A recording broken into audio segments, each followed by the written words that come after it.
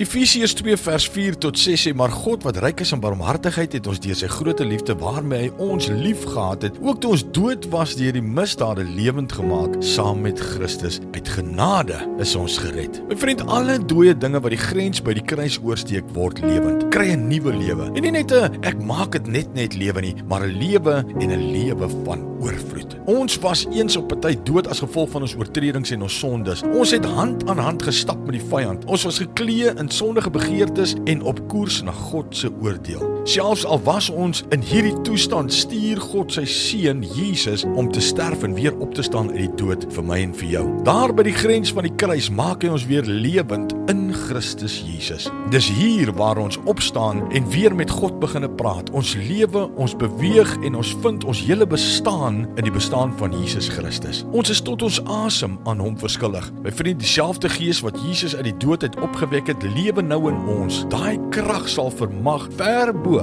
wat ek en jy kan vra of kan bid. Ons was eens op 'n tyd dood, maar nou lewe ons. Abba Vader, baie dankie Here, dat ons deur die kruisdood van u seun Jesus Christus vandag kan lewe en kan lewe in oorvloed. Here, en dat daar meer as net dit is in hierdie lewe, maar dat daar 'n perfekte, volmaakte lewe is na hierdie een. Here, ons loof u en ons sê vir u dankie in Jesus se naam. Amen.